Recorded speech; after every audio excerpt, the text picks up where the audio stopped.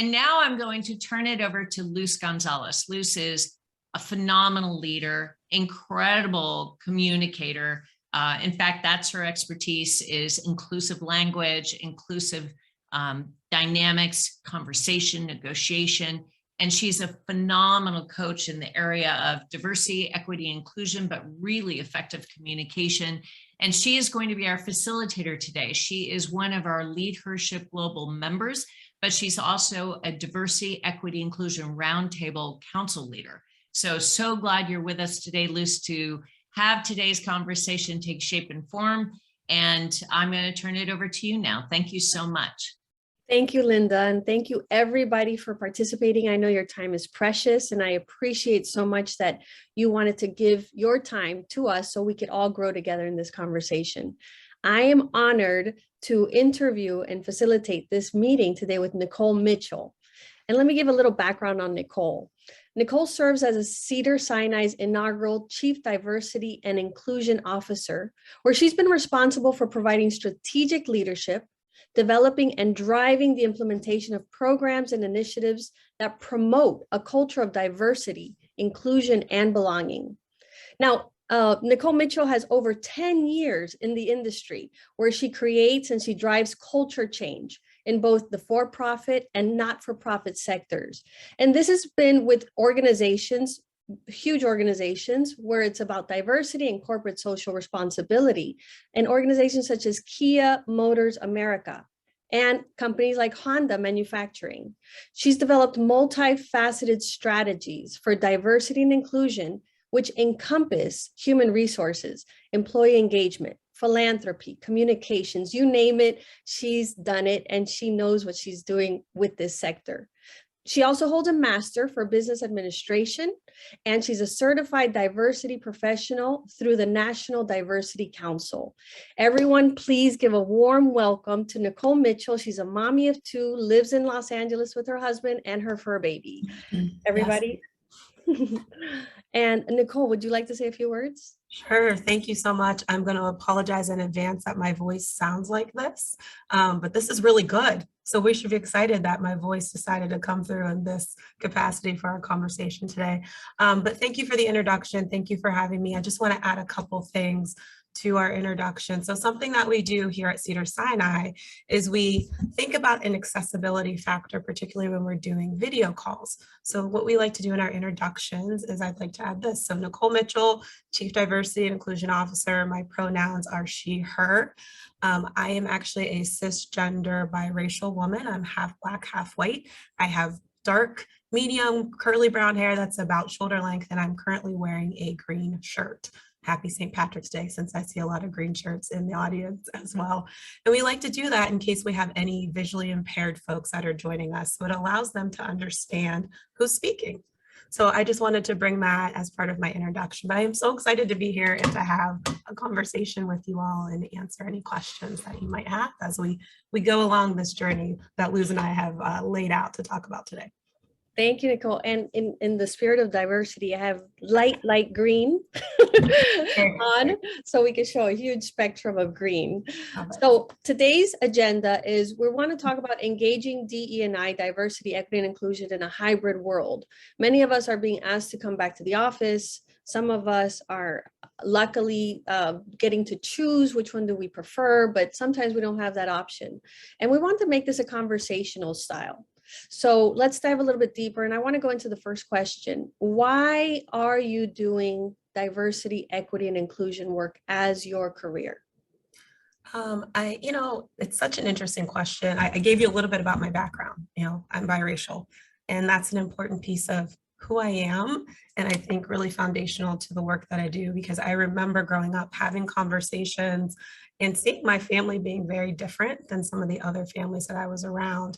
And I clearly remember my dad having a conversation with me in about 5th or 6th grade saying, you're half Black, half white. This is what this means. You're bringing a very interesting perspective and background to the world. Little did I know that there would be a career 40 years later, down the road where I could sit and actually figure out what that means in environments and cultures. So for me, I really think DEI work is foundational to who I am. I love it because we get to create spaces, we get to have dialogues, I'm innately a really inquisitive and curious person. So I think being in DEI allows me to ask questions and learn about people. So it really helps me check that box of like, tell me about you. Why are you who you are? What made you get to this point in your life? So really it's allowing me to live out my purpose. I really love to connect people. I really love to learn about people. And I really like to create environments where we can have a culture that's safe, where we can do that connecting and learning about each other. So that's a little bit about why I do the work that I do, but really it's just fun. I love it. It's stressful, don't get me wrong, particularly in the last few years, but it is a lot of fun too. Now, on the heels of Women Pay Equity Observation Day, right, that we just celebrate, we just not celebrate, but we observed a few days ago. This is a two-part question. What impact do you see diversity, equity, and inclusion having? And where do you see that wage gap decreasing? Yeah, I think DEI can really help us push the dialogue.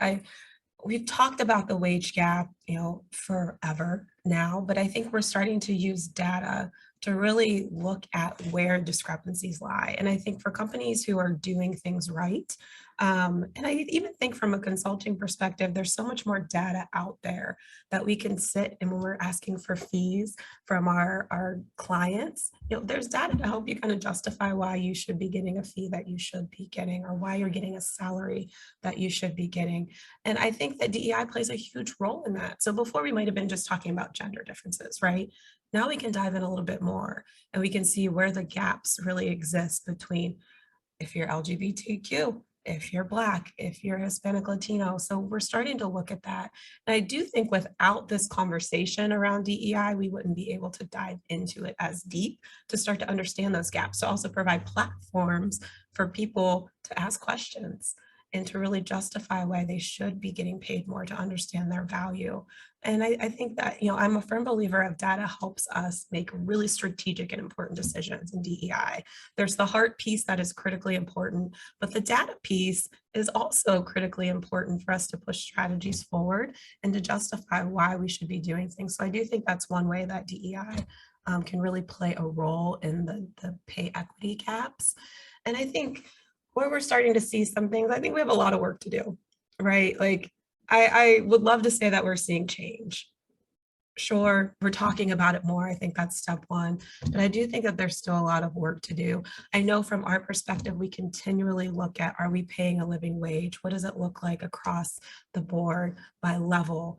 Is it equitable between male, female? And that's how we use data here at Cedars-Sinai to really make good decisions and create an inclusive environment. And I think you're starting to see that happen more for organizations who are really serious about this work. But I think we all have a lot more work to do around this collectively. You touched upon it a little bit, new insights. You've been in the industry for over 10 years, like you say. What has been the change? What did you notice before, and what do you notice now that's really driving this conversation forward in alignment with the metrics? Yeah, and I think it really is having the metrics and people asking the question. So I think when I started this work 10 years ago, it's probably been more than that. And I keep saying, I really need to sit back and count how long I've been doing this. I've been saying 10 years, I feel like, for about 5 years now. So it might be a little bit more than that. So I think being able to access data, being confident in people actually asking for the data and information or utilizing it. So here's a great example. Here at Cedars, we just rolled out a 3-year framework for DEI to really help us think about where we're going for the next 3 years.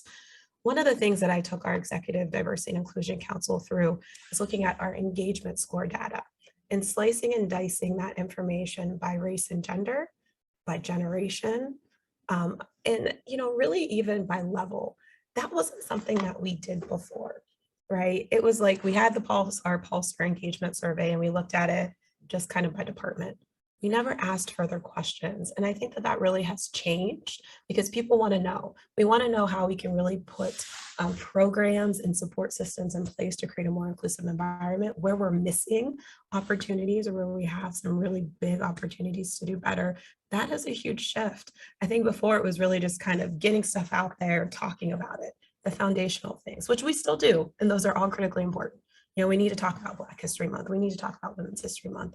All of those things are in place and those should continue. But for us to really dive deeper and do more work, it's really utilizing data to make strategic decisions. And the other piece I would say, understanding that DEI is part of the business. That is completely different. It's not just this feel-good program that's doing some inclusion and bringing people together, you know, though I love that part. But I think a huge change is it's part of our strategic plan.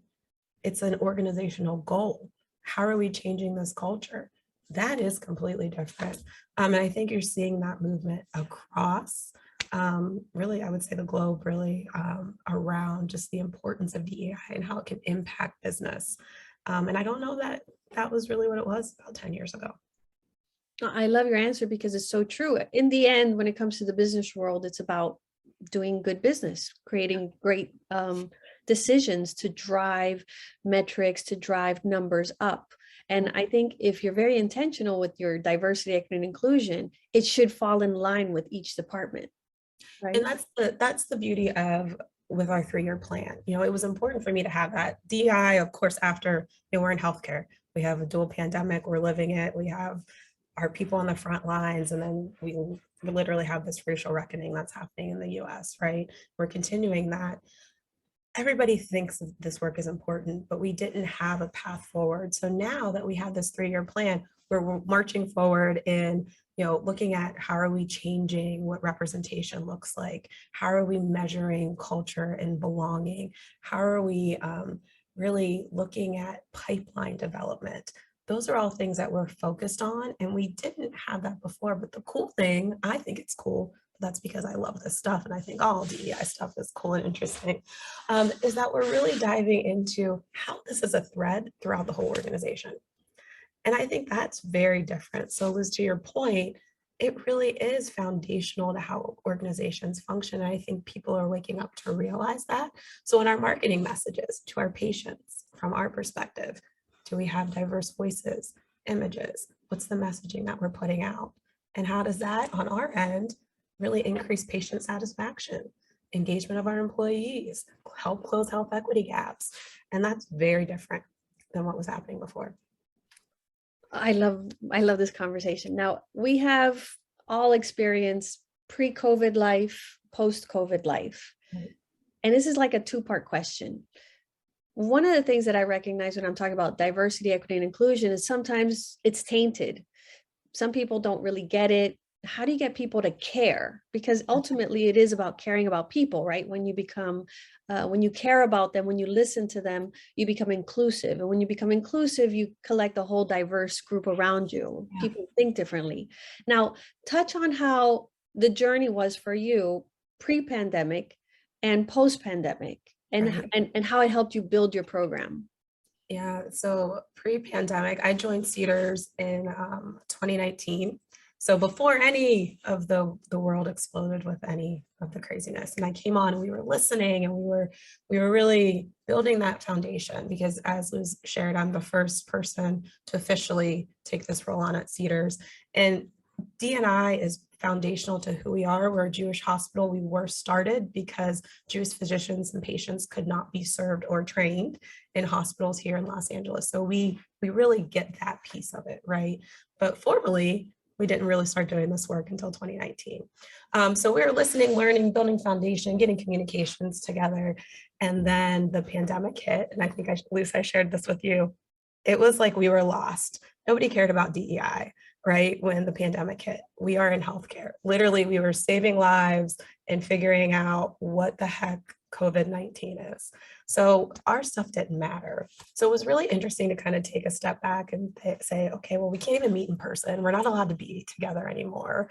What do we do? Because that's really a huge piece of DEI, right? It's connection, it's being together, it's creating space and energy and rooms. So we quickly took a step back and really started to think about how do we create that in a hybrid environment, really a virtual environment for a little bit of time. So Zoom happened. I was just on a podcast, I think last week, and I shared a little bit about what happened quickly COVID happened, and then the murder of George Floyd happened. And as a Black woman and leader here, literally the protests were happening right down the street from the hospital, which was at my corner where I live. And I was like, we have to say something because I'm feeling some sort of way. And I'm the person who leads this work to create safe spaces for people. And I'm one of the voices at the table. So I need to lean in and say something. And I did. And we quickly pivoted to start to create open forums and spaces for us to come together. Didn't dive into strategy, didn't look at numbers. That was not important at that point. We were all tired, stressed from COVID and thinking, what is happening? So we started to shift, and we did something very quickly, probably like 4 or 5 days after all the protests happened, if even that long. I think maybe Sunday protests happened, Tuesday we did a vigil for our people, and that was before Zoom was what it is and WebEx existed. Like we had literally just got technology like 2 days ago before I said, I want to do a vigil and I want to bring people together to feel and connect and just breathe. And that was really foundational for our journey of where we started to say, there is a space for DEI, even if we can't all be together physically. We can still have conversations. We can still create safe spaces. We can still find ways to connect. We just have to be a little more strategic about it and really intentional. So we took that shift. We started something called our Conversations for All by All session. What I was hearing in my listening tours before COVID happened was people thought our leadership knew nothing and didn't have any experiences except what was happening at their desk every day. And we have some diverse leaders who have really amazing experiences. So we started to create space where our leaders and our employees could connect and hear each other's stories. And then we started to ask questions and be intentional in those. What do you want to see? What should we be thinking about? All of those things really helped us create our 3-year plan too. So it was really about, creating spaces, finding ways to get metrics from those spaces, because we wanted to talk about impact and start to understand once we started to kind of get in our groove. But really, to me, I'm obsessed with this concept of space. How do we create psychologically safe, important, and connected and inclusive spaces? And that's what we've been able to do. And that was a huge change. We never in my life did I think that we were going to have to do it on Zoom. Right. I thought I was going to be doing sessions in person. You could feel the energy and feed off each other, but obviously that's not where we are. And now we're moving back into a time where I think the beginning of April, we just announced that we're going to be allowed to kind of do 50% in person for meetings. But I think that we're always going to have the hybrid world. Because at a lunchtime hour, I can have 300 people join us as they're eating lunch for a conversation to talk about DEI. In person, that isn't always going to happen, right? I might have 20 people who can jump off and join us. But if we have a hybrid where we're doing it live, having some people in a room together, for those who can make it, you're still creating that connection and doing it in this space, kind of the dual approaches. I think that we're going to continue this and even dive deeper and probably grow our impact. So I'm excited to kind of take that on in the next few weeks. And how does that look like? How does a hybrid space look like when you have some people present and then some people on a monitor? How do you make everyone feel heard and connected? Yeah, so it was interesting. I would say probably November of 2020. Now you're making me think back. I think it was November of 2020. We're in 2022, right? It's like all one big year, the last few years for me. So I did an inclusive leadership training session with our nursing leaders. So about 100, 120 people. We weren't all allowed to be together in a room. So we split it up into 3 big rooms. I was on a screen and it was really cool how we had it set up. So I was live in one room, still engaging, could see everybody on my screen, ask people questions in the other rooms that were together. Some people were logged in. So there's still ways, you just have to be a little more intentional. You have to think through things a little bit more, right? I was present. We had slides everybody had access to. Everybody was zoomed into my screen.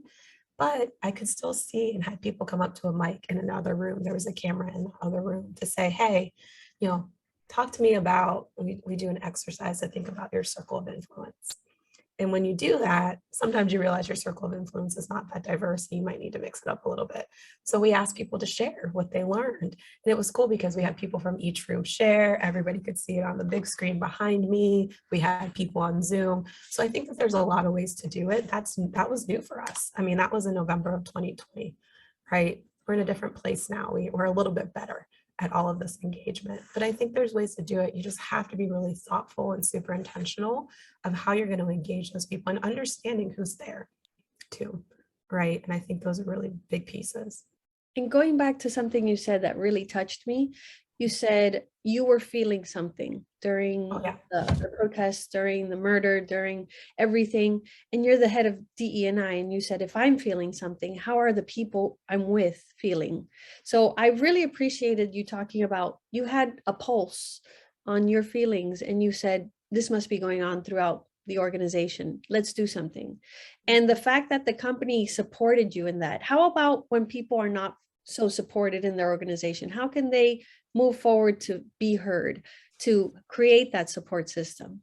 Yeah, I am very lucky of the people that I work with. I'm super blessed that I have great leadership who's open to listen to me and give me my own space, right, and platform where we can lean in. I think it's really finding allies and understanding who you can have these conversations with and who are supportive of you. Because sometimes if you don't have the strength and the voice, like, that was hard for me, to be quite honest. I'm biracial, but this and everything that's happening, I'm a Black woman, right? I got Black kids, a son and a daughter. My husband's Black, and I was feeling it. I was heavy. It was really heavy for me at that moment. But I also talked about that to allow for space for other people to talk about it, which I found to be really interesting because that hasn't, it's not a normal leadership thing, particularly, I guess, here at Cedars, right? We're very focused on strategy.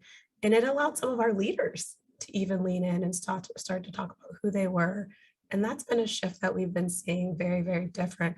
But it's also starting to create allies. So I think starting to find people who you're safe and you feel safe, who aren't putting you on the spot if you're the only, who are, asking you to explain everything to them, but who can you just have open dialogues with, who can help be another voice for you. I think that that's a really important piece to the journey. And on the flip side, who are you? Who are you an ally for too? Because even if you're an only, you can still be a voice and an ally for somebody else, right? So I think it's a two-way street. And I think that's one way, in my personal opinion, that we can really start to create those spaces for others to have voices. Love it. Thank you. I want to leave the audience because we want to take you into a breakout room where you guys have your own opportunity to discuss dynamics or ideas, strategies. And here's the question, and we'll put it in the chat box as well. How have you recalibrated your work to create an inclusive environment in a hybrid world? So what challenges have you faced, number one, and have you worked on those challenges? What worked and what didn't work? So we're going to take you into a breakout room. You're going to get to know each other. You'll have 10 minutes. So please be aware of your time and the people around you and communicate. What did you do to create an inclusive environment in a hybrid world? Have you had that opportunity? And what worked and what has not worked? Maybe we could support each other here in expanding our ideas. And with that, Linda will offer you the opportunity to join the breakout room. And I'm going to put the question.